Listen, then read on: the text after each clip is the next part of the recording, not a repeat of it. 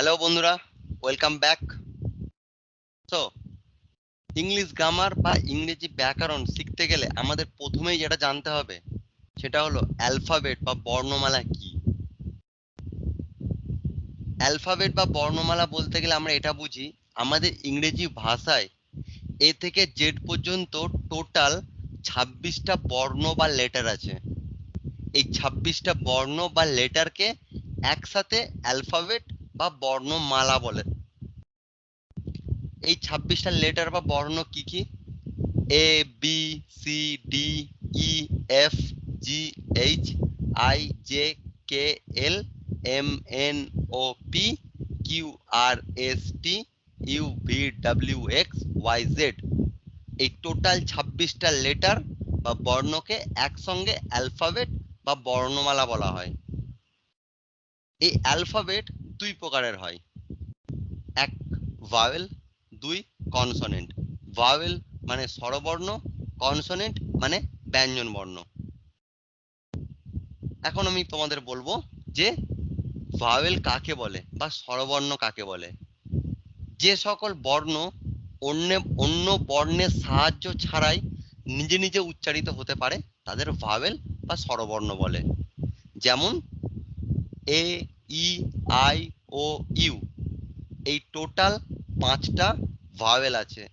Total 26টা বর্ণের মধ্যে বা অ্যালফাবেটের মধ্যে টোটাল 5টা ভাওয়েল আছে। এ, ই, আই, ও, ইউ, এইগুলোকে ভাওয়েল বলা হয় কারণ এই 5টা অ্যালফাবেট কোনো বর্ণের সাহায্য ছাড়া নিজে নিজে উচ্চারিত হতে পারে।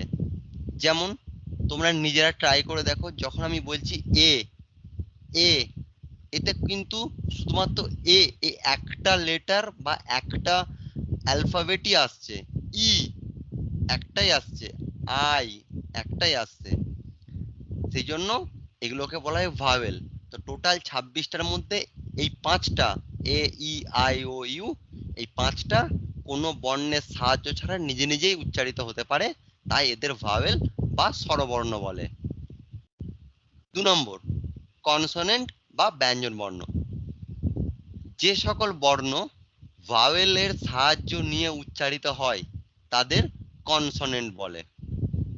টোটাল 26টা অ্যালফাবেটের মধ্যে 5টা ভাওয়েল ছাড়া বাকি 21টা হলো কনসোনেন্ট। যেমন যদি তোমরা উচ্চারণ করো বি, বি, তার সঙ্গে কিন্তু একটা ই যোগ হচ্ছে। সি, এর সঙ্গে কিন্তু একটা ই যোগ হচ্ছে, এটা কি ভাওয়েল। ঠিক তেমন আমরা যদি বলি জে, এর সঙ্গে একটা এ যোগ হচ্ছে, এটা কি ভাওয়েল। সেই জন্য যে সকল বর্ণ ভাওয়েলের সাহায্য নিয়ে উচ্চারিত হয় তাদের কনসোনেন্ট বা ব্যঞ্জন বর্ণ বলে। এখন আসছি আমি ইংলিশ গ্রামার বা ইংরেজি ব্যাকরণে শব্দ কাকে বলে। এক বা একাধিক লেটার বা বর্ণ পাশাপাশি বসে যখন কোনো নির্দিষ্ট অর্থ প্রকাশ করে তখন সেই বর্ণ বা বর্ণ সমষ্টিকে ওয়ার্ড বা শব্দ বলে। যেমন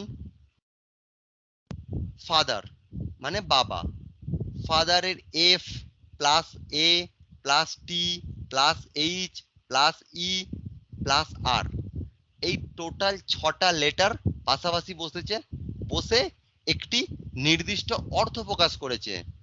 যেমন ফাদার মানে বাবা, একটা নির্দিষ্ট অর্থ প্রকাশ করেছে।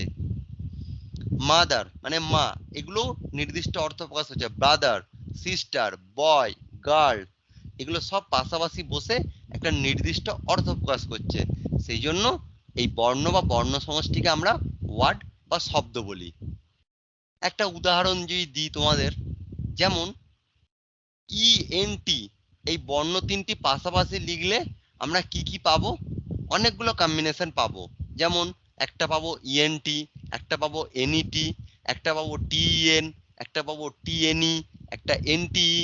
কিন্তু এই যে এতগুলো কম্বিনেশন পেলাম, এর মধ্যে যে সবই কিন্তু পাশাপাশি বসেছে, কিন্তু পাশাপাশি বসার ফলে সবগুলো কি শব্দ তৈরি হয়েছে এমনটা নয়। আমি শব্দ বা ওয়ার্ডের ডেফিনেশন বা সংজ্ঞাতে কি বলেছি, যখন কোনো লেটার বা বর্ণ পাশাপাশি বসে একটা নির্দিষ্ট অর্থ প্রকাশ করবে। তো আমি যদি আমার এই ইএনটি এই বর্ণ এই লেটারগুলো দিয়ে আমি যেই অনেকগুলো কম্বিনেশন তৈরি করেছি, এর মধ্যে আমাকে দেখতে হবে যে কোনগুলো পাশাপাশি বসে একটা নির্দিষ্ট অর্থ প্রকাশ করেছে। যেমন এখানে এনইটি এবং টিইএন। এনইটি মানে জাল, টিএন টেন, টেন মানে 10। তাহলে এই এনইটি আর টিএন হলো ওয়ার্ড বা শব্দ, কারণ এদের নির্দিষ্ট অর্থ আছে। কিন্তু ইএনটি, টিএনই, এনটি এরা কিন্তু কোনো শব্দ নয়। এরা পাশাপাশি বসেছে ঠিকই, কিন্তু কোনো শব্দ তৈরি হয়নি, কারণ এদের কোনো নির্দিষ্ট অর্থ বা মানেই নেই। তাই আমাদের মনে রাখতে হবে যে লেটার বা বর্ণ পাশাপাশি লিখে যদি কোনো নির্দিষ্ট অর্থ প্রকাশ করে, তবেই তাকে আমরা ওয়ার্ড বা শব্দ বলবো। সো আশা করি তোমরা অ্যালফাবেট এবং ওয়ার্ড এই দুটো জিনিস খুব ভালো করে বুঝতে পেরেছো। সো যদি আমার এই ভিডিও তোমাদের ভালো লেগে থাকে, তো অবশ্যই ভিডিওটাতে একটা লাইক করো, কমেন্ট করো, এবং আমার এই চ্যানেল গো ফর বেস্ট এটাকে সাবস্ক্রাইব করো। তাহলে তোমরা আমার পরবর্তী যে সমস্ত English related, grammar related video আছে, তোমরা আপডেট পাবে। সো দেখা হচ্ছে পরের ভিডিওতে ইংলিশ গ্রামারের আরো নিত্য নতুন টপিক নিয়ে। ধন্যবাদ।